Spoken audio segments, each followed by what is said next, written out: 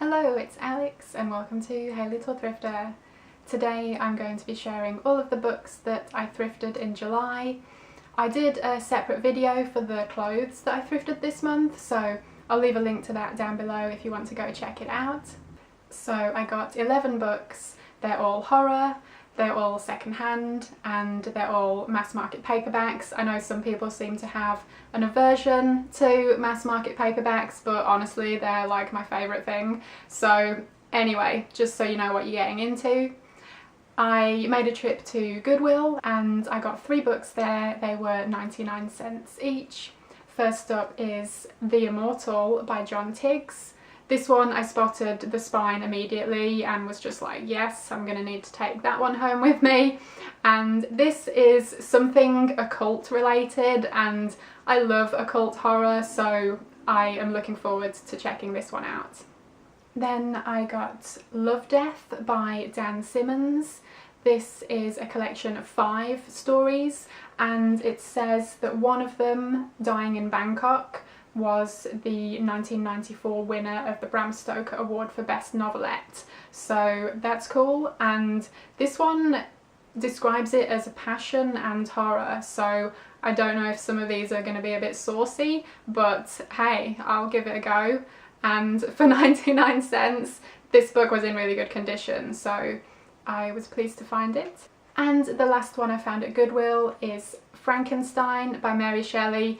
I just loved this cover. I thought it was super creepy and atmospheric and I hadn't seen this cover before, so I knew I had to have it. And I'm gonna admit, I've never read Frankenstein. I don't know how I have gotten this far in life without having read it, but that is my secret shame and I hope you can forgive me. Now at least I have a copy to grab, so one of these days I will get to it. Then I went to a Half Price Books clearance sale, which was taking place in a convention centre. So it was this huge room filled with tables, filled with books. It was honestly kind of overwhelming and there was so much in there, but it wasn't really separated into genre. It was just like fiction, non-fiction, kids. So it was hard to find, you know, specifically horror in there. I just made a beeline for the mass market paperback section and kind of went through it as quickly as I could. And everything was $2 or less, and that included books, DVDs and CDs, I think. I didn't look in those sections though, I just stuck to the books. I picked up 8 books from this sale and they were 50 cents each. So $4 for 8 books was a total bargain. And first up is A Manhattan Ghost Story by T.M. Wright with this fantastic artwork on the cover. And this is one that I'm really looking forward to. I've heard good things about it and it's about, I think, ghosts taking some kind of revenge and it's set in Manhattan, so that sounds brilliant. And according to the cover, it is soon to be a major motion picture starring Sharon Stone. I was not aware of that, so I'm totally gonna have to check that out. I also got Superstitious by R.L. Stine. Obviously, I have a few of his books, but this is his first adult novel, and it honestly doesn't have very good reviews, but for 50 cents I was intrigued enough to pick it up and I'd like to give it a go one of these days.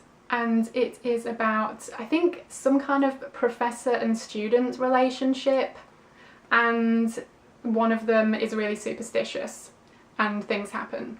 I don't know, but it could be a lot of fun. Next we have Unearthed by Ashley McConnell. Pretty great cover, and it's, I'm not sure if you can see, but it is like embossed as well, and I love the fluorescent orange title. And this is about something creepy buried beneath the earth that I guess gets unearthed and crazy stuff happens. So yeah, this could be a fun one. It doesn't look like it's very long, so I'll give it a go. Next is Blood Pact by Tanya Huff, and this one honestly I got for this completely mental cover art, and It turns out it's more of a fantasy than a horror, but it does, I think, involve vampires, so it might have some horror elements. It sounded kind of interesting. It sounded like some kind of private investigator situation and vampires, so that could be interesting.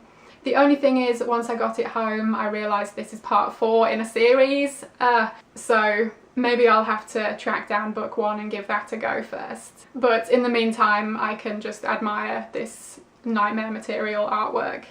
Next we have Crato by Owl Going Back.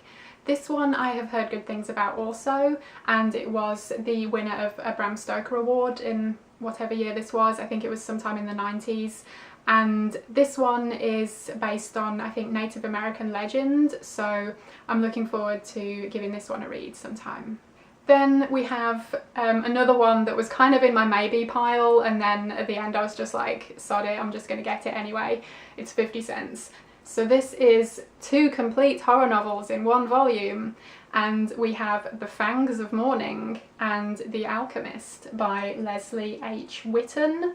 And yeah, I looked at this on Goodreads when I got home and it doesn't have good reviews at all, but it might be fun to check out sometime. The first one seems to be some kind of vampire related story, if you couldn't guess, and the second one has something, it says something about sexual intrigue, black masses and corruption among the highest officers of power, so yes, I am in for that. Okay, 2 more. We have The Mask by Dean Koontz. This one I just really like the cover of, and Dean Koontz I haven't read a ton of, but the couple of books of his that I have read I enjoyed, so I would like to give this one a go. And this one I think is about an evil child, so that's always a good setup for a horror novel. And last up is When Michael Calls by John Farris. And I have another couple of books by the same author which I haven't read yet, but I'm really wanting to read him. And I believe this one was originally published maybe in the 60s or the 70s, but this particular edition came out in 91. And yeah, I like the cover. It's a little bit almost like call waiting up there with the telephone. I just thought that was cool. And this one is about someone who receives a phone call from her dead son, and yeah, that sounds interesting to me. So I love a good ghost story. Whether it is a ghost story or not, maybe it isn't. I guess I will find out. So those were all of the books that I thrifted in July. I am really pleased to have found all of these. I think I've got some really good gems in there. And just to recap, so I got 11 books total and it cost me $6.97, so I'm pretty pleased with that price. And I actually have an extra book to show. I had finished filming this and gone downstairs and there was a package waiting for me that just arrived today, and it is October Dreams, which is a collection of Halloween related short stories by a bunch of different horror authors. I bought this from fellow horror fan and fellow booktuber Cameron Chaney. I'm sure you already know of him, but I will link his channel down below anyway. And he was recently having a bit of a book sale, and this was one of the ones. I think he had got a bigger and better version of it, so he was selling this copy. And yeah, it's one that I've heard a lot of good things about, and I would love to read these when it gets closer to Halloween. And yeah, we've got a ton of great authors here: Dean Koontz, Ray Bradbury, Peter Straub, Richard Lehman, Poppy Z. Bright, Ramsey Campbell, and yeah, tons of others. And yeah, thank you again, Cameron, for sending this my way. I am really excited to check it out. Let me know if you've read any of these or if you have any of them on your to-read list. Thank you ever so much for watching. I hope you enjoyed it, and hopefully I will see you again in my next video. Bye!